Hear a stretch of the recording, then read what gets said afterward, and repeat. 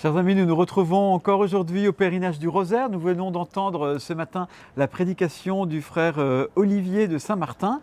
Et dans notre chemin à la suite du Christ, il nous a proposé de faire une station à Cana avec la Vierge Marie.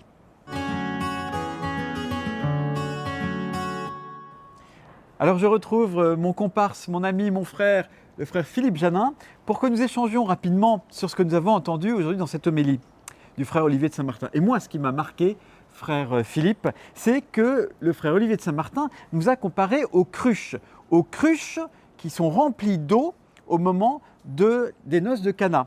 Et il nous a dit, regardez, vous êtes comme des cruches, regardez la cruche qui est en face de vous, et souhaitez-lui, et dites-lui, oh, quelle belle cruche tu es. Voilà. Alors souhaitons-nous tous d'être une belle cruche.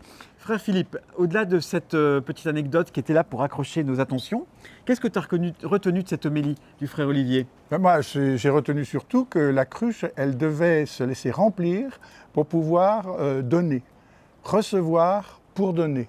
Et déjà, il a insisté dans ses prédications, on ne peut donner que ce que l'on a reçu. Mais ce qui était nouveau, c'est que la cruche, elle reçoit de l'eau, elle donne du vin, c'est-à-dire elle donne du meilleur, le vin de la fête, le vin de la joie. Eh bien, je crois que c'est ça notre programme de vie chrétienne, marcher à la suite du Christ, c'est de se laisser remplir par l'Esprit Saint pour pouvoir donner quelque chose de bon, la joie, fruit de l'Esprit, voilà, tout ça. Comment on devient une belle cruche alors, Philippe ?